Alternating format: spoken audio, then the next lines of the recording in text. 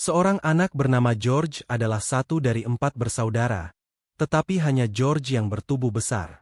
Karena hidup miskin, ibunya harus membagi makanan menjadi 5 bagian agar semua bisa makan. Meskipun hidup dalam kemiskinan, ibunya mengajarkan anak-anak untuk tidak mengeluh dan selalu bersyukur sebelum makan. Namun, saat yang lain berdoa, ekspresi George terlihat kesal. Baginya, dalam kehidupan yang serba kekurangan, Tuhan hanyalah omong kosong. Di sekolah, George adalah anak yang pintar, tetapi karena kemiskinannya, dia sering direndahkan oleh teman-teman bahkan gurunya. Dia sering diejek dengan panggilan, George si miskin. Suatu hari, karena muak diejek, George memukul temannya dan kemudian meninggalkan sekolah. 7 tahun kemudian, George yang kini berusia 18 tahun, terpaksa mencuri untuk mencari uang karena putus sekolah dan tidak memiliki ijazah. Malam itu, saat sedang mencuri, George kaget karena korbannya adalah seorang polisi. Beruntung, dia berhasil kabur. Di jalan pulang, dia melihat iklan TV tentang program asrama pemerintah yang menampung anak-anak putus sekolah. Di asrama tersebut, mereka akan dilatih keterampilan kerja, mendapat makan gratis, dan gaji bulanan. Melihat kesempatan itu, George segera memberitahu ibunya, yang kemudian mengizinkannya.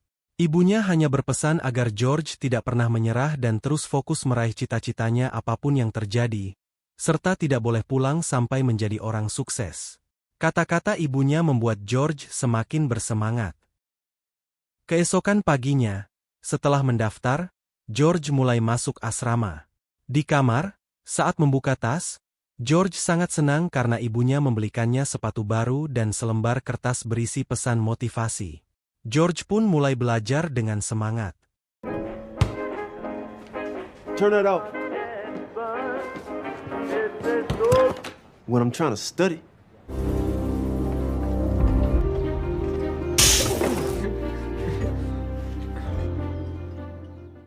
Saat waktu istirahat, George kaget karena sepatu barunya hilang. Saat makan siang bersama temannya yang bernama Desmond, George melihat sepatu pemberian ibunya dipakai oleh pencuri tersebut.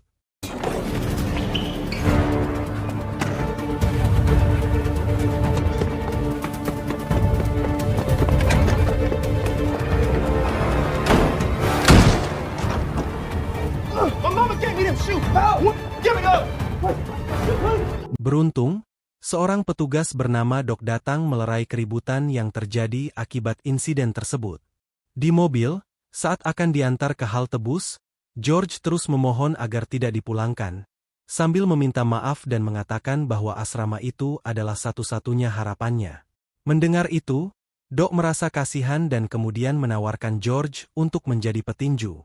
Doc yakin, dengan badan dan kekuatan yang dimiliki George, suatu saat nanti dia bisa menjadi atlet tinju sukses. Meski tak mengerti tinju sama sekali, demi tidak dipulangkan, George setuju. Di tempat latihan, setelah memakai perlengkapan tinju, Doc menjelaskan beberapa aturan di dalam ring. Saat semuanya siap, George pun memulai latihan pertamanya.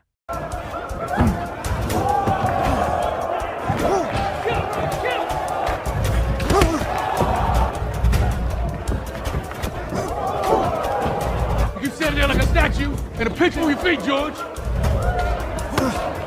Hit him, George. George kalah telak dan karena kesal ditertawakan, dia pergi.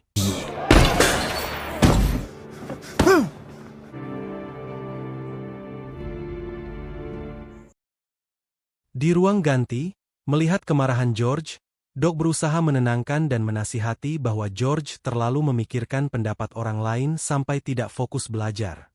Meskipun kekuatan George besar, tanpa menguasai teknik, tidak mungkin bisa menang. Setelah jam latihan selesai, Doc mulai melatih George teknik-teknik dasar bertinju. Selama berlatih, Doc menjelaskan bahwa tinju bukan hanya sekadar tonjok-tonjokan, tetapi juga harus mengontrol pikiran. Jika bisa menguasai pikiran, maka bisa mengendalikan jalannya pertandingan. Minggu demi minggu berikutnya, George terus berlatih.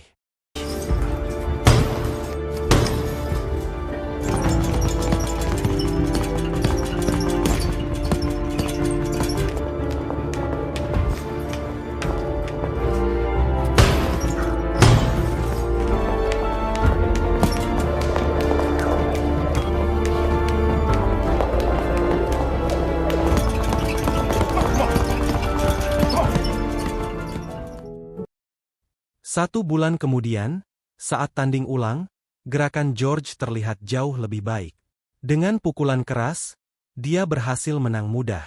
Setelah tanding, George menemui Doc dan meminta ikut kejuaraan dunia kelas berat, sambil menunjukkan majalah tinju dan mengatakan bahwa dia ingin sukses dan kaya raya seperti petinju terkenal bernama Joe Frazier. Melihat semangat George yang ingin mengikuti kejuaraan dunia, Doc menjelaskan bahwa ia harus memenangkan beberapa pertandingan profesional terlebih dahulu karena saat ini masih dianggap noob. Doc menyarankan George untuk berlatih keras selama setahun sebagai persiapan. Setelah setahun berlatih, pada tahun 1968, George akhirnya ikut dalam pertandingan seleksi kelas amatir di Meksiko. Oh, George. Has won 203 fights. The big Russian setting the tone early. Don't think anyone has ever seen a bigger mismatch. Come on. He would seem to have no chance. Dalam pertandingan itu, George berada dalam posisi sulit, tetapi berhasil membalikkan keadaan dan memenangkan seleksi.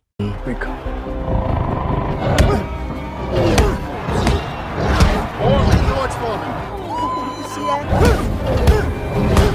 The fighting Foreman is turning. A gold medal and a stunning upset. God. He won the gold medal.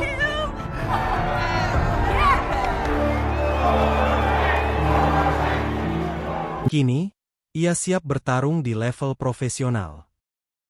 Sepulang dari Meksiko, George dengan gembira menemui ibunya yang sangat bangga atas kesuksesannya. Beberapa hari kemudian, Doc mengirim George ke kota Oakland. Di bandara, George bertemu dengan wanita cantik bernama Paula. Setelah bertukar nomor telepon, mereka berpisah. Sesampainya di tempat latihan di Oakland, Doc memperkenalkan George kepada seorang mantan petinju profesional yang akan menjadi pelatih barunya. Sang pelatih mengingatkan George untuk mempersiapkan mental karena pertarungan di level profesional tidaklah mudah. 1 tahun kemudian, pada tahun 1969, George memulai debutnya sebagai petinju profesional. Selain fokus pada tinju, hubungannya dengan Paula semakin dekat dan mereka akhirnya menikah. Brad, get it, take us higher. Brad!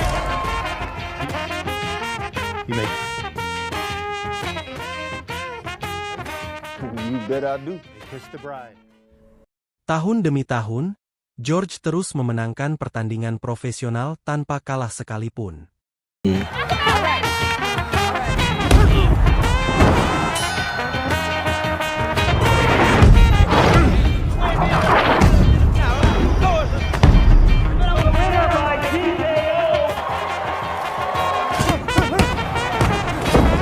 watch this.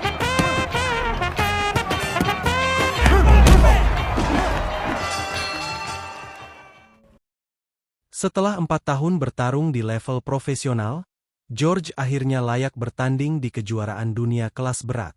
Meskipun pendatang baru, George berani menantang idolanya, Joe Frazier. George berhasil menang dan merebut gelar juara dari Joe Frazier. And there's the bell, they're underway. There's that joke. Oh, and another left.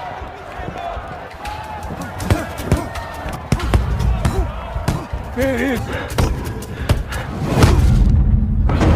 Down goes Frazier! Heavyweight champ is taking the act, and George Foreman is Real surprise. just hitting him again and again. Foreman is all over him again.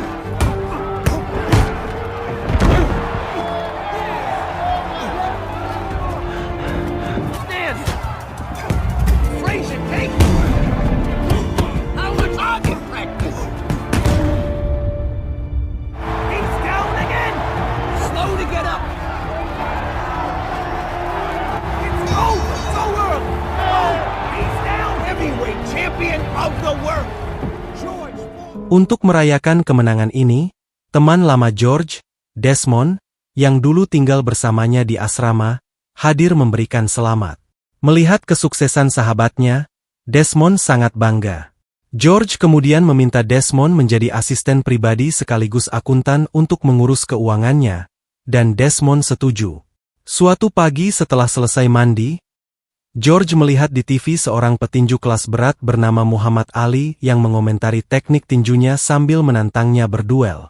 Tertantang oleh provokasi Ali, George merasa harus menerima tantangan itu. Siang harinya, George mengundang ibu dan keluarganya untuk merayakan ulang tahun putri kecilnya. Mereka semua bahagia menikmati makanan dan tertawa bersama. Dulu, untuk makan saja mereka harus berbagi satu roti berlima. Tapi sekarang makanan sudah berlimpah. Namun, di tengah kebahagiaan itu, Paula terlihat sedih karena merasa suaminya sudah berubah sejak sukses dan kaya. Paula merasa George tidak mencintainya lagi. Setelah acara selesai, mereka bertengkar hebat hingga akhirnya Paula meminta cerai. Setahun kemudian, pada tahun 1974, George menerima tantangan Muhammad Ali. Pada malam pertandingan,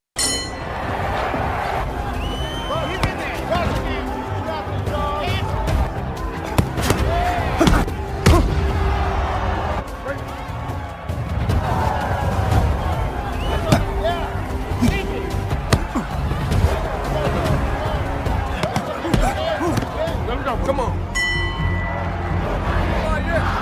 Keep on pounding. Keep pounding. That ring. I don't see any place to hide in that. Looking for a place to hide. Ali, retreat. Gotta be doing some damage. They told me you was back. Here it is. What's my name? Here we go. Break it up. Get off those ropes! Back to the ropes, George. Come and get me. Stay on him, George! Those are deadly from just getting pounded. Those...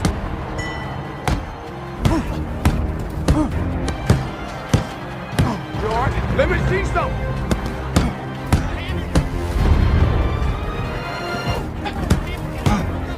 There you go, man. You can hit hard. Get off those ropes! Get out of there! George terus berusaha menyerang Ali, tetapi kelelahan karena terus-menerus menyerang. Di ronde ke-8, Ali yang melihat pukulan George semakin melemah, menyerang balik dan berhasil mengalahkan George.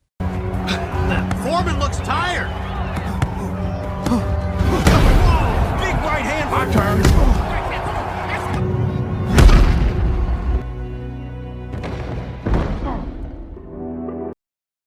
Untuk pertama kalinya setelah 40 kali kemenangan berturut-turut, George kalah dan gelar juaranya direbut oleh Ali. Setelah menyelesaikan pertandingan dengan sangat kecewa, George pulang ke rumah.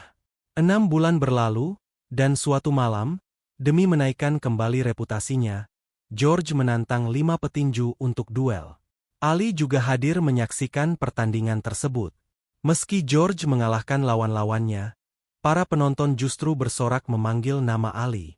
Karena emosi, George menantang Ali untuk duel ulang, namun Ali menolak di ruang ganti. Melihat muridnya frustasi, pelatihnya, Doc, mencoba menemani. Tak lama kemudian, George menerima surat yang mengabarkan bahwa adik perempuannya sedang melahirkan, namun kondisinya kritis.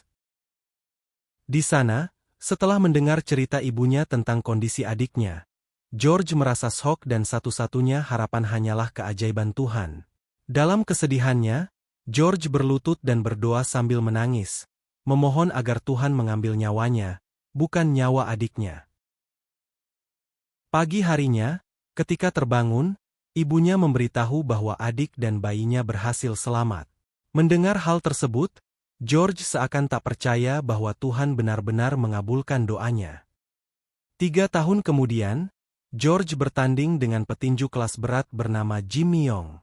Namun, akibat trauma karena kalah melawan Ali dulu, kemampuan George menurun dan ia kalah.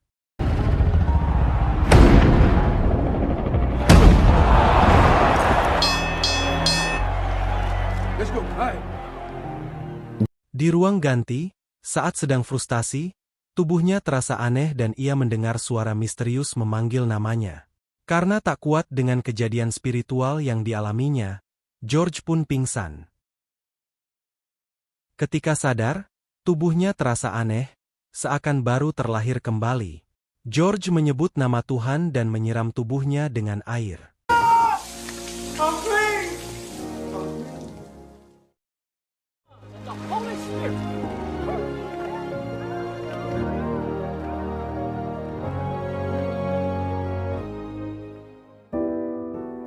Sejak kejadian itu, George menjadi rajin beribadah.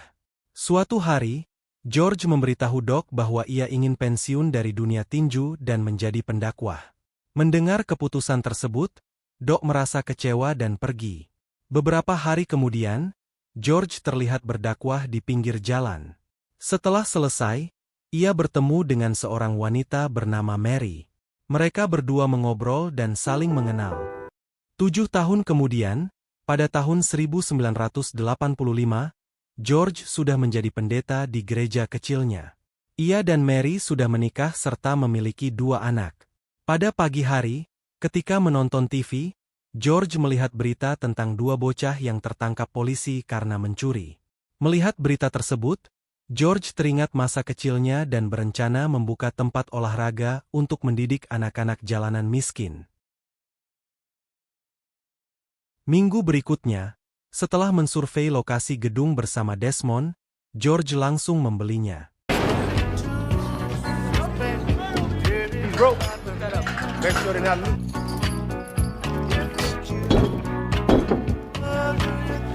That looks good. Come on, enjoy yourself.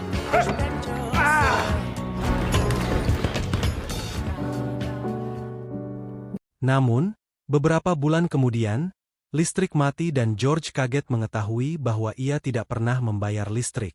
Di bank, petugas memberitahu bahwa uangnya sudah habis dan George memiliki hutang di bank. Malamnya, George mencari Desmond di bar dan mengejar Desmond yang meminta maaf karena uang habis akibat investasi bodong. Keesokan harinya, George mencoba menjadi model iklan dan menjual souvenir untuk mencari penghasilan. Namun uang yang dikumpulkannya masih belum cukup untuk melunasi hutang. Karena tak bisa membayar hutang, bank menyita gedung olahraga George. Melihat anak-anak jalanan tak bisa berlatih, hati George terasa perih. Ia lalu menemui Doc dan memohon agar Doc mau melatihnya lagi. Melihat keseriusan George, Doc setuju dengan syarat George harus menurunkan berat badan.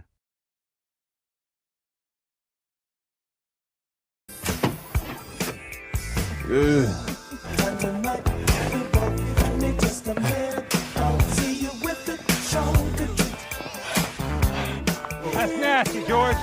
Who's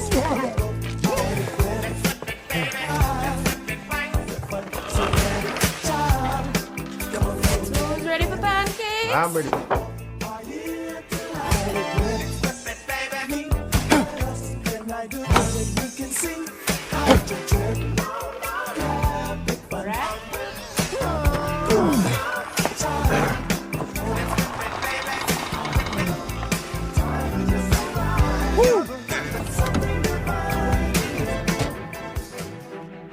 Beberapa bulan kemudian, George mulai latih tanding, namun karena faktor usia, staminanya menurun dan ia mudah dikalahkan. Pada tahun 1987, setelah 2 tahun berlatih keras, George mencoba menantang petinju dan menang.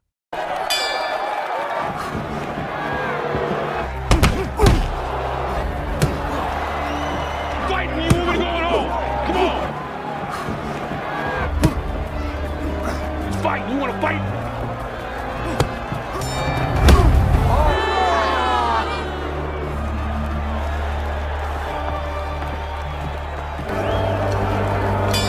Can still punch.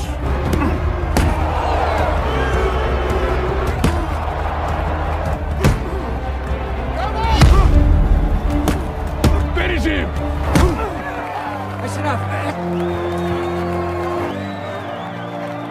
Back with a big win.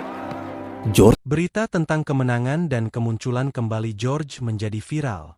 Pertandingan demi pertandingan terus dilalui hingga akhirnya George berhasil masuk kejuaraan dunia kelas berat lagi. Hari itu, ia melawan petinju pemegang gelar juara dunia bernama Michelle.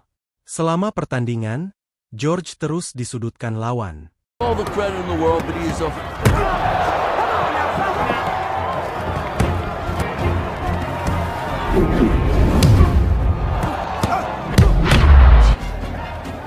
Back with 2 or 3 punches of his own. Every time George lands something significant, Taking a beating, way behind on every.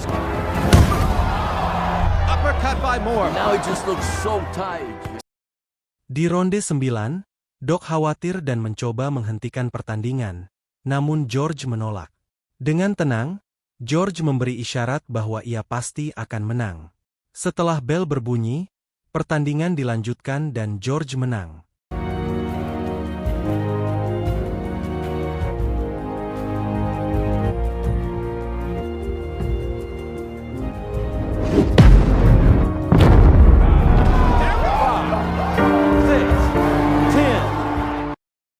Semua penonton kaget melihat George, si petinju tua, mampu memenangkan pertandingan. Di atas ring, George tidak bersenang-senang berlebihan, ia memilih berlutut dan bersyukur pada Tuhan serta berterima kasih pada Doc, pelatihnya. Berkat kemenangan ini, George diberi penghargaan sebagai petinju tertua yang berhasil menjadi juara.